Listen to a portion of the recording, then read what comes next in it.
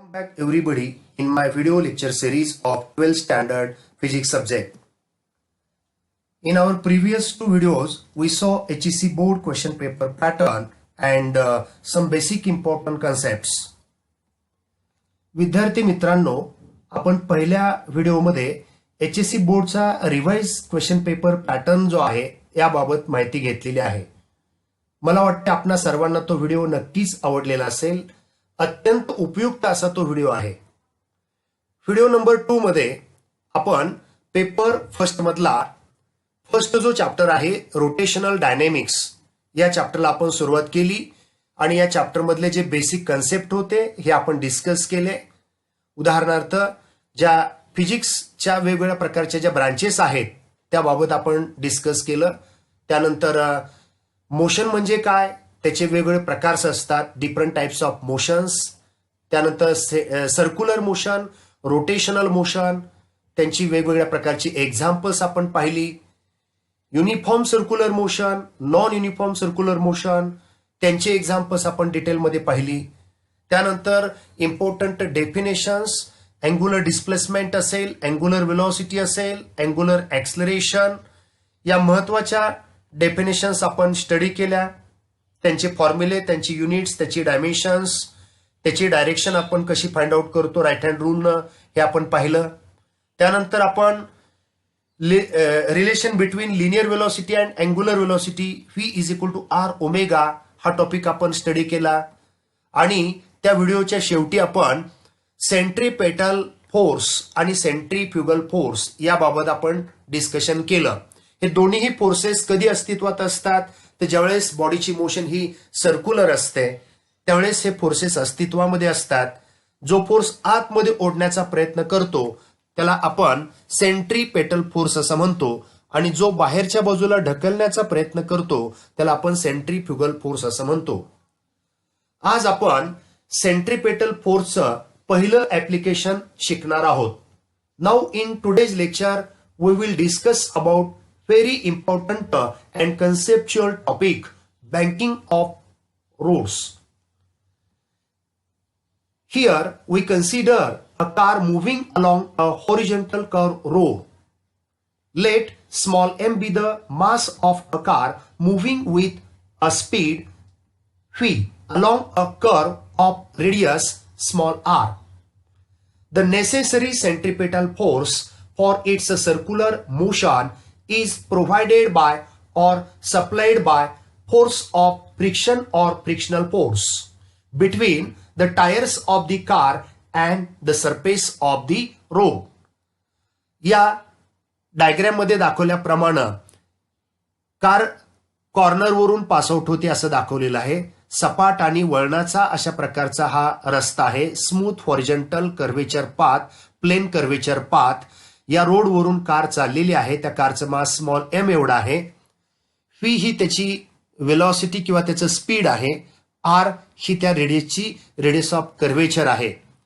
ज्या ज्यावेळी ही कार त्या कॉर्नर वरून पास आउट होत असते त्यावेळेस अशा पद्धतीनं कर्वेचर पाथ मधून मोशन होणारी रिपीट होणारी जी मोशन असते ही नेहमी आपण सर्क्युलर मोशन आपण कन्सिडर करत असतो. आणि अशा प्रकारच्या सर्क्युलर मोशन परफॉर्म करताना या ठिकाणी सेंट्रीपेटल फोर्स ऍक्ट होत असतो. सेंट्रीपेटल फोर्समुळे ती मोशन ही सर्क्युलर राहते. म्हणजे ती कार त्या कॉर्नरवरून पास आउट होत असताना त्या कारवरती सेंट्रीपेटल फोर्स ऍक्ट झालेला असतो. हा सेंट्रीपेटल फोर्स ऑफ फ्रिक्शनला प्रोव्हाइड करत असतो. म्हणजे टायर आणि रोड या दोघांच्या मध्ये जे फ्रिक्शन असतं हे फ्रिक्शन त्याला आपण फोर्स ऑफ फ्रिक्शन असं म्हणतो. म्हणजे सेंट्रीपेटल फोर्स हा फोर्स ऑफ फ्रिक्शनला प्रोव्हाइड करत असतो. फोर्स ऑफ फ्रिक्शनमुळे ती गाडी आणि त्या गाडीचे जे टायर हे रोडला कॉन्टॅक्टमध्ये राहतात. म्हणून बॅलन्सिंग कंडिशन जी इथं वापरलेली आहे ती centripetal force is equal to the force of friction अशा प्रकारची वापरलेली आहे. तुम्हाला सर्वांना माहितच आहे की सेंट्रीपेटल फोर्सचे दोन फॉर्म्युले आहेत. पहिला फॉर्म्युला आहे तो म्हणजे mv² बाय द r आणि दुसरा फॉर्म्युला आहे mr ओमेगा स्क्वेअर.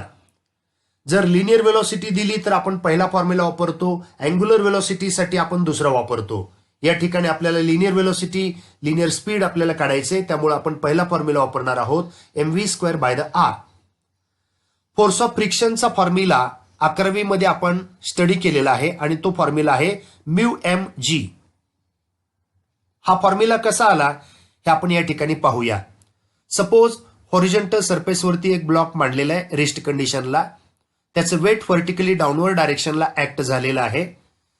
त्याच वेळेस त्याची नॉर्मल रिएक्शन ही व्हर्टिकली अपवर्ड डायरेक्शनला ऍक्ट झालेली आहे. इक्विलिब्रियम पोझिशनला normal reaction is equal to weight W असतो आणि N is equal to W आणि W is equal to M G असतो. एम म्हणजे mass of the block, G म्हणजे एक्सलेरेशन ड्यू टू ग्रॅव्हिटी. 11वी मध्येच आपण फ्रिक्शन हा चॅप्टर स्टडी केला. त्यामध्ये 3 प्रकार आपण पाहिले, स्टॅटिक फ्रिक्शन, कायनेटिक फ्रिक्शन आणि रोलिंग फ्रिक्शन. त्या तिघांचे लॉज आपण स्टडी केले. त्यामध्ये स्टॅटिक फ्रिक्शनचा पहिला लॉ असा होता, limiting force of the static friction F suffix S is directly proportional to normal reaction. हा फर्स्ट लॉ होता. त्याप्रमाणे F S is directly proportional to N असं इथं लिहिलं. नंतर पुढच्या स्टेपला प्रपोर्शनॅलिटी साइन रिप्लेस केली आणि कॉन्स्टंट वापरला म्यू. म्यू हा कॉन्स्टंट आहे, त्यालाच आपण coefficient of the static friction असं म्हणतो. म्यू सफिक्स एस असं पण लिहितात ते. म्यू याचा अर्थ कोइफिशियंट असा आहे. या ठिकाणी normal reaction N is equal to W is equal to M G, म्हणजेच N is equal to M G, आणि म्हणून इथं एन रिप्लेस केला आणि त्याच्याऐवजी आपण एम जी असं लिहिलं. म्हणजे फोर्स ऑफ फ्रिक्शनचा फॉर्म्युला असा तयार झाला, म्यू एम जी. म्हणून या ठिकाणी राईट हँड साइडला फोर्स ऑफ फ्रिक्शनच्या जागेवर म्यू एम जी असं लिहिलं. दोन्ही बाजूचा स्मॉल एम कॅन्सल केला आणि पुढे स्टेप अशी तयार झाली की V square is equal to mu R into G. हा स्क्वेअर राईट हँड साइडचा लेफ्ट हँड साइडचा स्क्वेअर राईट हँड साइडला शिफ्ट केला, त्याचं कन्व्हर्जन स्क्वेअर रूट मध्ये झालं. त्यामुळं V is equal to root mu R G. हा मॅक्सिमम वेलोसिटीचा फॉर्म्युला आहे. This expression that gives the maximum speed of the vehicle when it is passing over smooth horizontal curvature path. From this relation, we can say that the maximum speed of the vehicle, it depends upon the first factor mu, second factor small r, and third factor g. You know that g be the acceleration due to gravity, and it remains always constant. Over the surface of the earth, value of the small g is equal to 9.8 metre per second square. या relation वरून असं लक्षात येतं की या कारचं maximum speed जे आहे हे म्यू वरती डिपेंड आहे. म्यू याचा अर्थ friction, coefficient of static friction म्हणतो आपण त्याला. हे जे फ्रिक्शन आहे हे friction road to road change होतं. म्हणजे सपाट रोड असेल, स्मूथ हॉरिझॉन्टल अशा प्रकारचा रोड असेल तर चांगला रोड असल्यामुळे आपण गाडीचं स्पीड वाढवतो. पण जर रोडचं नेचर बदललं, रोडचं नेचर जर रफ अशा प्रकारचं असेल तर रफ रोडवरती फ्रिक्शन हे वाढलेलं असतं, आपण स्पीड कमी करतो. चांगल्या रोडवरती स्पीड वाढवतो आणि खराब रोडवरती आपण स्पीड कमी करतो. म्हणजे याचा अर्थ रोडचं नेचर बदललं, स्मूथ असा रोड असेल तर स्पीड मॅक्सिमम स्पीड जास्त राहतं कारण फ्रिक्शन कमी झालेलं असतं, आणि रफ रोड असेल तर फ्रिक्शन वाढलेलं असतं, तिथं स्पीड आपण लिमिट करतो, कमी करतो. म्हणजे रोड टू रोड हे फ्रिक्शन बदलतं आणि फ्रिक्शन बदललं की गाडीचं स्पीड बदलावं लागतं. Also this coefficient of friction changes according to season to season. म्हणजे उन्हाळ्यामध्ये आणि पावसाळ्यामध्ये हे फ्रिक्शन बदलत असतं. समजा नेहमीचं रेग्युलर कॉर्नर असेल, ज्या कॉर्नरवरनं तुम्ही डेली दररोज ये जा करत असाल, अशा कॉर्नरवरनं उन्हाळ्यामध्ये तुम्ही 40च्या स्पीडनं जात असाल तर पावसाळ्यामध्ये रस्त्यावरती पाणी सांडल्यानंतर, पाऊस पडल्यानंतर त्याच कॉर्नरवरनं जाताना तुम्ही स्पीड लिमिट करता. 40च्या स्पीडनं तुम्ही जात नाही, थोडं स्पीड तुम्ही कमी करता. कारण जर तेवढ्या स्पीडनं जायचं ठरवलं तर गाडी पलटी होण्याचा धोका असतो, स्किड ऑफ होण्याचा धोका असतो, थ्रोन ऑफ होण्याचा धोका असतो, आणि म्हणून आपण गाडीचं स्पीड कमी करतो. म्हणजेच याचा अर्थ रोड टू रोड आणि सीझन टू सीझन हे फ्रिक्शन चेंज होतं, आणि फ्रिक्शन चेंज झालं की गाडीचं स्पीड आपल्याला चेंज करावं लागतं. म्हणजे याचा अर्थ असा झाला की या स्मूथ हॉरिझॉन्टल कर्वेचर पाथवरून या मॅक्सिमम स्पीडपेक्षा जादा स्पीड जर आपण व्हेकलचं ठेवलं, कारचं ठेवलं, तर ती कार पलटी होण्याचा धोका या ठिकाणी निर्माण होतो. आणि म्हणून एक अशा पद्धतीची ऍडजस्टमेंट आपल्या मनामध्ये येते की जर रस्ता रफ ठेवला, कॉर्नरला ज्या ठिकाणी कॉर्नर असेल तिथं जर रस्ता रफ ठेवला तर ऑटोमॅटिक स्पीड लिमिट होईल आणि गाडी पलटी होणार नाही.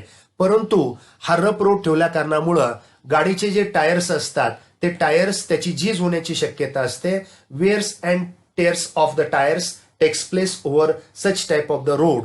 आणि म्हणून अशा पद्धतीनं त्या ठिकाणी फ्रिक्शन वाढवून चालणार नाही. मग काय केलं पाहिजे तर रोड बँकड केला पाहिजे. ही अडचण त्या ठिकाणी आपल्या लक्षात आल्यामुळं आपल्याला रोड बँकड करणं गरजेचं वाटलं. यालाच आपण necessity of the banking of road असं म्हणतो. हे अशा प्रकारचं बँकिंग ऑफ रोड कुठं केलेलं असतं तर ज्या ठिकाणी घाट सेक्शन असतो आणि कॉर्नर असतो अशा ठिकाणी रोड बँकड केलेला असतो. किंवा रेसिंगचे जे ट्रॅक्स असतात हे बँकड केलेले असतात. कॉर्नरवरून रेल्वे जी टर्न घेत असते तर त्या ठिकाणी त्याचे जे ट्रॅक्स असतात हे सुद्धा अशा पद्धतीनं बँकड केलेले असतात. आपण आता पाहिलं की Vmax is equal to root mu R G. This expression that gives the maximum speed of the vehicle passing over the smooth horizontal curvature path.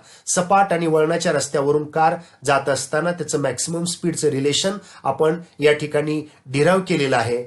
परंतु या ठिकाणी याच्यापेक्षा जादा स्पीड वाढवलं तर गाडी पलटी होण्याचा धोका निर्माण होतो. आपल्याला गाडी पलटी न होता सुरक्षितपणे पलीकडे गेली पाहिजे.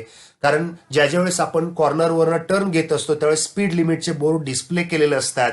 त्यापेक्षा जादा स्पीड आपण ठेवलं तर गाडी पलटी होण्याचा धोका असतो.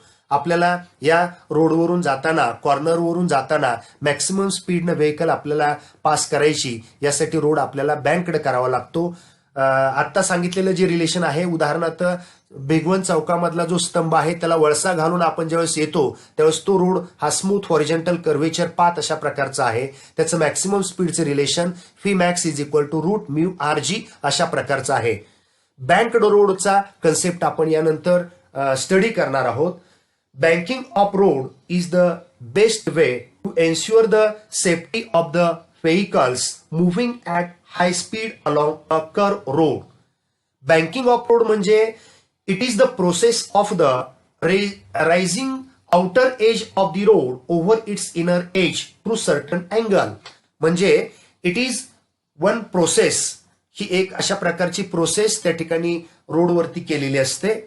ऍट द कर्वेचर पाथ, ज्या ठिकाणी रस्ता वळणाचा असतो, surface of the road is incline at some suitable angle, म्हणजे रस्ता हा थोडा वरती उचलून घेतलेला असतो.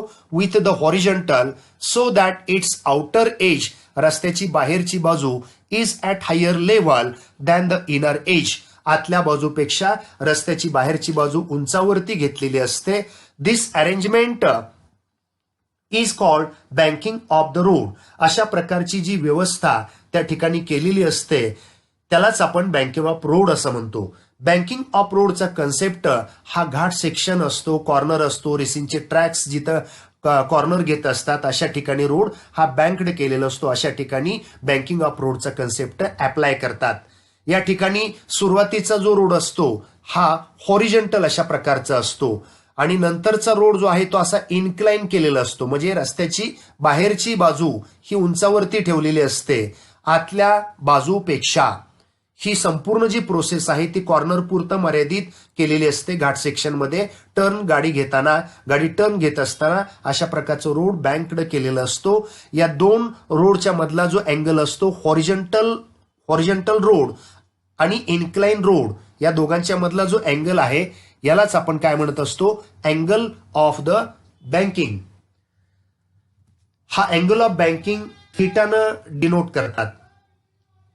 आपल्याला हा रोड बँकड करण्या पाठीमागचा जो पर्पज आहे, त्याच्या पाठीमागचा जो उद्देश आहे की रोड बँकड का करतात, तर रोड बँकड करण्या पाठीमागचा उद्देश असा की to provide the necessary centripetal force for circular motion.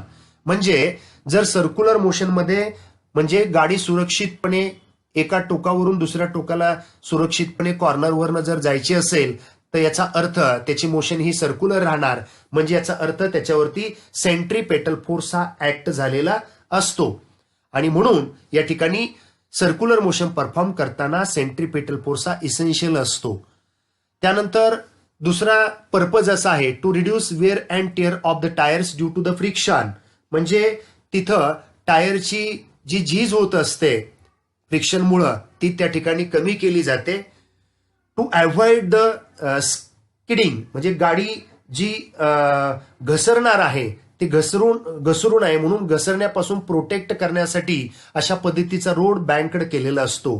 To avoid overturning of vehicles, म्हणजे गाडी उलटण्याची शक्यता असते, स्किड ऑफ होण्याची शक्यता असते, पलटी होण्याचा धोका असतो. हा टाळण्याकरता म्हणून रोड हा बँकड केलेला असतो. आपण ऍक्च्युली बँकिंग ऑफ रोडच्या बाबतीमध्ये डिस्कस करणार आहोत. या ठिकाणी ज्यावेळेस अशा पद्धतीनं सुरुवातीचा रस्ता हा हॉरिझॉन्टल अशा प्रकारचा दाखवलेला आहे, हा इन्क्लाइन अशा प्रकारचा पाथ आहे, स्लाइड थोडा अँगल त्याच्यामध्ये दिलेला असतो आणि रोड हा अशा पद्धतीनं बँकड केलेला असतो, म्हणजे रस्त्याची ज्या ठिकाणी कॉर्नर असतो अशा ठिकाणी रस्त्याची बाहेरची बाजू उंचावरती ठेवलेली असते आतल्या बाजूपेक्षा. याला बँकिंग ऑफ रोड असं म्हणतो. या दोन प्लेन मधला अँगल म्हणजे अँगल ऑफ बँकिंग असतो. या बँकड रोडवरून ही कार पासआउट होते अशा पद्धतीचं या ठिकाणी दाखवलेलं आहे. ही जी कार या ठिकाणी पासआउट होते या कारचा हा सेंटर ऑफ मास किंवा सेंटर ऑफ ग्रॅव्हिटी आहे, ज्या ठिकाणी त्याचं वेट जे असतं त्या कारचं हे व्हर्टिकली डाऊनवर्ड डायरेक्शनला ऍक्ट झालेलं दाखवलंय. W is equal to mg, m be the mass and g be the acceleration due to gravity. म्हणजे या ठिकाणी या डायग्राम मध्ये दाखवल्याप्रमाणे बँकड रोडवरून कार पासआउट होत असताना यावरती 3 प्रकारचे फोर्सेस ऍक्ट झालेले असतात. त्यापैकी पहिला फोर्स म्हणजे त्याचं वेट व्हर्टिकली डाऊनवर्ड डायरेक्शनला दाखवलेला आहे, W is equal to mg. आता दुसरा फोर्स जो दाखवलेला आहे तो दुसरा फोर्स म्हणजे normal reaction. Normal reaction, normal reaction याचा अर्थ हा फोर्स ज्या प्लेनवरून गाडी चाललेली आहे, ज्या प्लेनवरून गाडी चाललेली त्या प्लेनला तो परपेंडिक्युलर असतो, म्हणजे नॉर्मल असतो. आणि म्हणून या इन्क्लाइन प्लेनला अशा पद्धतीनं परपेंडिक्युलर कॉम्पोनंट दाखवलेला आहे, त्याला आपण नॉर्मल रिएक्शन असं म्हणतो. ही नॉर्मल रिएक्शन जी आहे ही 2 कॉम्पोनंट्स मध्ये रिझॉल्व्ह केलेली आहे. एक आहे तो n cos थिटा आणि दुसरा आहे तो n sin थिटा. या ठिकाणी डायग्राम मध्ये हा 2 प्लेनच्या मधला जो अँगल दाखवलाय हॉरिझॉन्टल प्लेन आणि इन्क्लाइन प्लेन मधला, तर तो थिटा इतका आहे. हा अँगल जसा थिटा आहे तसा या ठिकाणचा हा अँगल सुद्धा थिटा आहे. हा जर अँगल थिटा असेल तर थिटाच्या शेजारचा जो कॉम्पोनंट आहे हा कॉम्पोनंट हा n cos थिटा अशा प्रकारचा आहे आणि त्याच्या समोरचा जो कॉम्पोनंट आहे तो n sin थिटा अशा प्रकारचा आहे. हे दोन्ही कॉम्पोनंट्स एकमेकाला परपेंडिक्युलर असतात. म्हणजे या दुसरा जो फोर्स दाखवलेला आहे नॉर्मल रिएक्शन हा 2 कॉम्पोनंट मध्ये परपेंडिक्युलर ह्याच्यामध्ये तो रिझॉल्व्ह केला, डिवाइड केला. जर समजा एकाचे 2 कॉम्पोनंट का केले तर for example n is equal to n square cos square theta किंवा n is equal to n cos theta plus n sine theta. जर दोन्ही बाजूचा स्क्वेअर केला तर n square is equal to n square cos square theta plus n square sine square theta.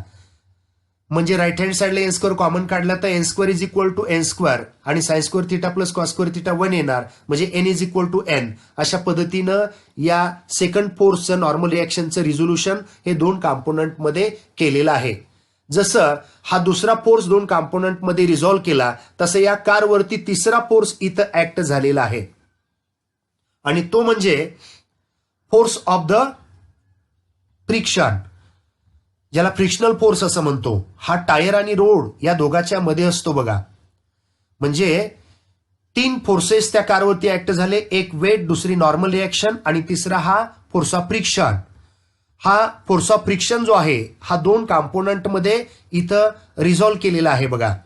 म्हणजे हा जो angle आहे तो थिटा आहे, त्याच्या शेजारचा कॉम्पोनंट हा f cos थिटा झाला आणि त्याच्या समोरचा कॉम्पोनंट हा f sin थिटा झाला. जसं इथं नॉर्मल रिएक्शन रिझॉल्व्ह करताना हा व्हर्टिकल कॉम्पोनंट होता एन कॉस थिटा आणि हा हॉरिझॉन्टल कॉम्पोनंट होता एन साइन थिटा. तशा प्रकारे इथं फोर्स ऑफ फ्रिक्शन मध्ये रिझॉल्व्ह करताना हा हॉरिझॉन्टल कॉम्पोनंट आहे एफ कॉस थिटा आणि हा व्हर्टिकल कॉम्पोनंट आहे एफ साइन थिटा. म्हणजे थिटाच्या शेजारचा हा कॉस आहे आणि त्याच्या समोरचा हा साइन आहे. आपण हे तिन्ही फोर्सेस एकाच वेळेस कारवरती ऍक्ट झाल्यानंतर नेमकी सिच्युएशन कशा प्रकारची असते हे आपण पाहणार आहोत. ही या ठिकाणी डायग्राम मध्ये कार बँक्ड रोडवरनं पासआउट होताना दाखवलेली बघा. हा पहिला फोर्स व्हर्टिकली डाऊनवर्ड डायरेक्शन मधला त्याचं वेट झालं. दुसरा फोर्स म्हणजे नॉर्मल रिॲक्शन झाली, ती दोन कॉम्पोनंट मध्ये रिझॉल्व्ह केली. एक व्हर्टिकल एन कॉस थिटा आणि दुसरा हॉरिझॉन्टल एन साइन थिटा. तिसरा फोर्स म्हणजे limiting force of static friction. हा फोर्स ऑफ फ्रिक्शन जो आहे तो सुद्धा दोन कॉम्पोनंट मध्ये रिझॉल्व्ह केला. हॉरिझॉन्टल कॉम्पोनंट म्हणजे एफ कॉस थिटा आणि व्हर्टिकल कॉम्पोनंट म्हणजे एफ साइन थिटा. आपण हे तिन्ही फोर्सेस एकाच वेळेस बॉडीवरती जर ऍक्ट झाले तर त्या डायग्राम मध्ये ही एकच कंबाईन अशा प्रकारची डायग्राम आहे की या डायग्राम मध्ये इथं सेंटर ऑफ मास दाखवलेला आहे. हा पहिला फोर्स आहे वेट डब्ल्यू, हा दुसरा फोर्स आहे नॉर्मल रिएक्शन आणि हा तिसरा फोर्स आहे limiting force of static friction की जो टायर आणि रोडच्या मध्ये असतो. Here first component is an cos theta which is acting vertically upward direction which balances f sin theta and weight w is equal to mg. म्हणजे पहिला जो component आहे या नॉर्मल रिएक्शनचा पहिला कॉम्पोनंट एन साइन थिटा हा balancing असतो. N cos theta हा balancing अशा प्रकारचा असतो. हा डाऊनवर्ड डायरेक्शनच्या फोर्सला अपवर्ड फोर्स हा डाऊनवर्ड फोर्स आहे, हा एकमेकाला बॅलन्स करत असतो. आणि हॉरिझॉन्टल डायरेक्शन मधला जो आहे हा अनबॅलन्सिंग अशा प्रकारचा आहे, तो एन साइन थिटा आहे. इथं एन साइन थिटा आणि हा एफ कॉस थिटा याची डिरेक्शन ही सेंटरकडे दाखवलेली. म्हणजे कॉर्नरवरनं बस पासआउट होताना हे दोन जे फोर्सेस आहेत हे दोन्ही फोर्सेस त्या कारला आतल्या बाजूला ओढतात. म्हणजे समजा दिवेघाट असेल आणि कॉर्नर असेल, गाडी कॉर्नरवरून पासआउट होताना हे दोन्ही फोर्सेस त्या गाडीला कॉर्नरवरनं जाताना डोंगराकडच्या साईडला ओढतात, आतल्या बाजूला ओढतात आणि त्यामुळं जो फोर्स आतमध्ये ओढण्याचा प्रयत्न करतो याला आपण सेंट्रीपेटल फोर्स असं म्हणतो. It means that these forces they provide the centripetal force. आणि म्हणून या ठिकाणी बॅलन्सिंग कंडिशनची इक्वेशन्स मांडताना अशा पद्धतीनं मांडलेले आहेत की व्हर्टिकल फोर्स हा एन कॉस थिटा आहे आणि हा व्हर्टिकली डाऊनवर्ड फोर्स जो आहे तो F sine theta plus M G आहे.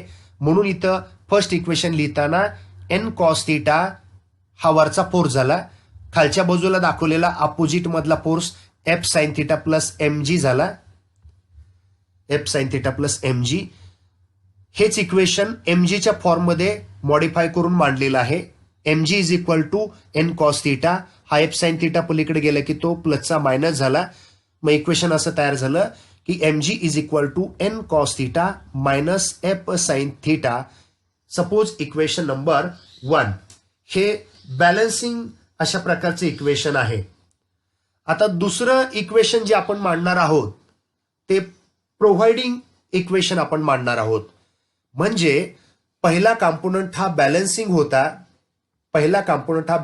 होता, त्याच्याशी रिलेटेड पहिले इक्वेशन मांडलं.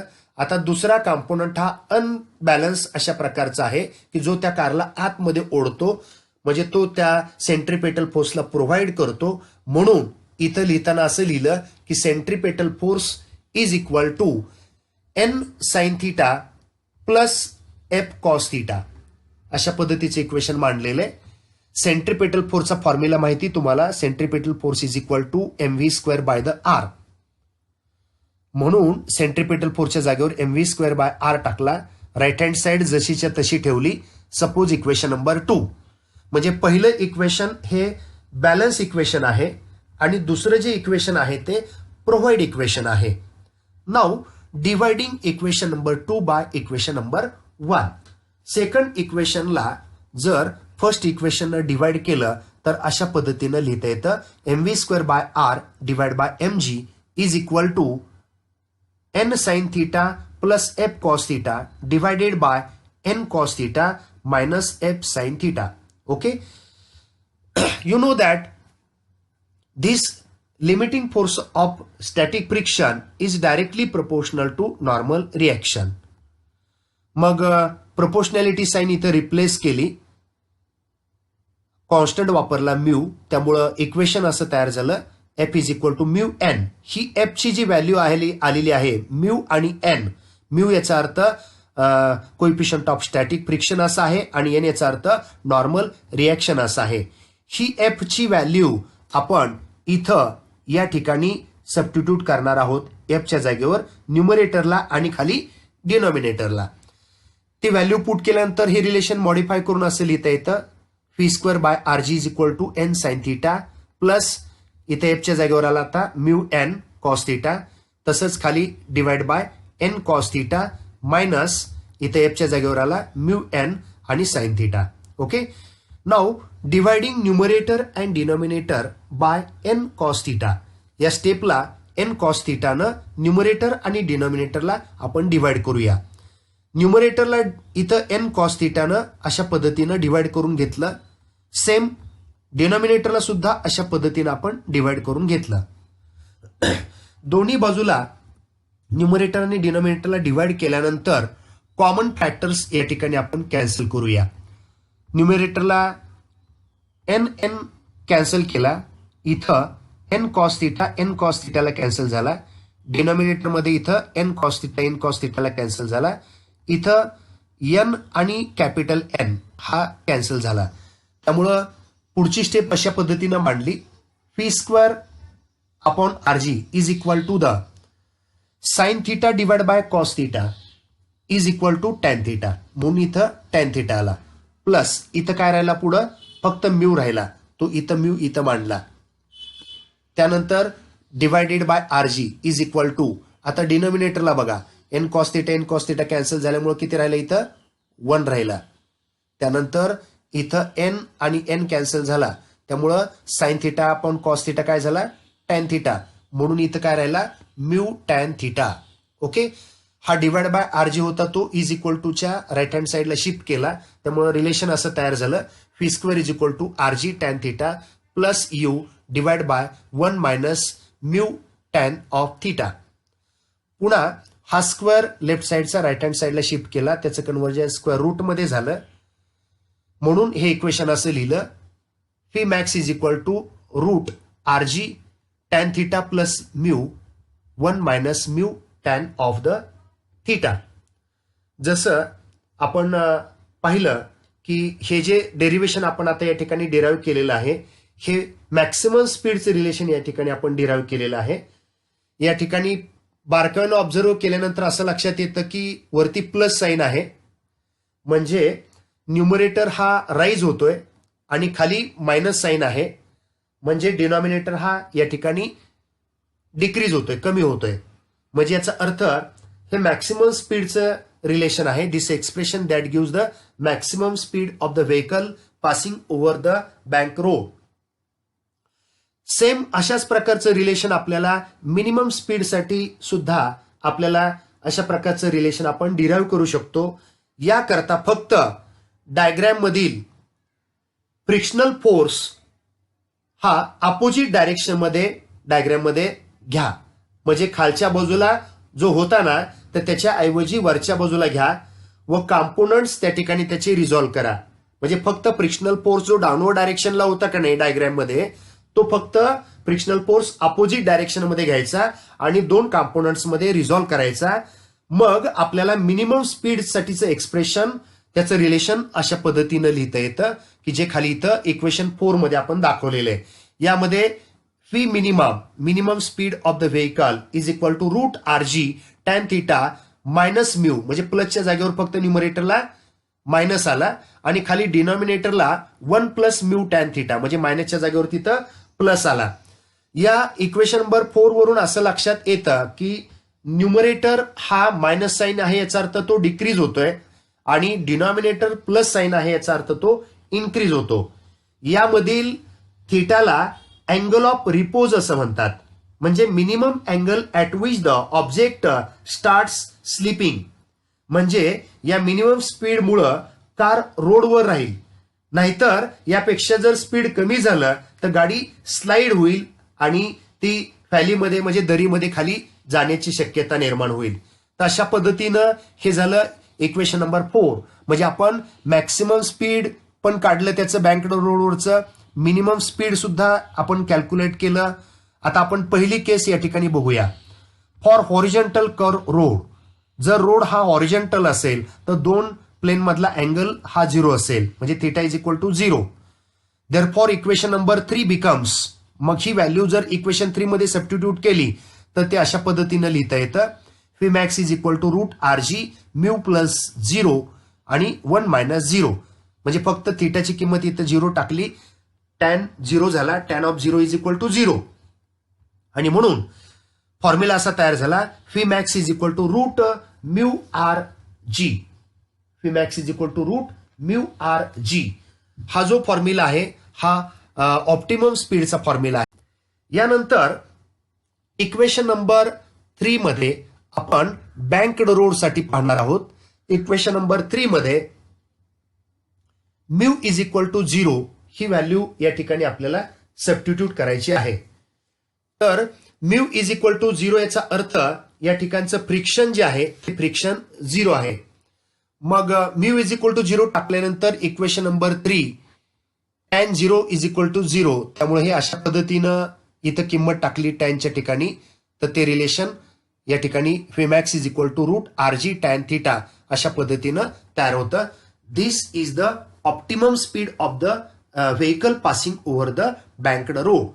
Maximum speed of the vehicle does not depend upon the mass of the car. हे जे इक्वेशन आहे नंबर 6 यावरून असं लक्षात येतं की गाडीचं मॅक्सिमम स्पीड हे त्याच्या मासवरती, कारच्या मासवरती डिपेंड नसतं. Hence it is same for any vehicle. म्हणजे रिक्षा कमी मास आहे, ट्रकचं मास जास्त आहे, दोन्ही व्हेकल अशा पद्धतीनं त्या ठिकाणी मॅक्सिमम स्पीडनं त्या बँक डोरवरनं पास होऊ शकतात. Because maximum speed of the vehicle it does not depend upon the mass of the vehicle. It is same for any vehicle. पुढं इक्वेशन नंबर 6 जे दिलेलं आहे त्याचा दोन्ही बाजूचा आपण स्क्वेअर केला. मग v square is equal to काय होणार, आर जी, रूट जाणार फक्त, आर जी टॅन थिटा राहणार. मग टॅन थिटासाठी फॉर्म्युला तयार करा. आर जी पलीकडे शिफ्ट केला की tan theta is equal to v square, r g multiply होता तो इथं डिवाइड झाला. मग फक्त थिटाचं रिलेशन आपल्याला तयार करायचंय. मग theta is equal to tan पलीकडे शिफ्ट केला की तो टॅन इनवर्स झाला. म्हणजे theta is equal to tan inverse v square divide by r G. This expression that gives the angle of the banking. म्हणजे या एक्सप्रेशन वरून आपल्याला angle of banking find out करता येतो. From this relation we can say that the angle of the banking is independent of the mass of the vehicle. यावरून असं लक्षात येतं की अँगल ऑफ बँकिंग हा मासवरती अवलंबून नसतो.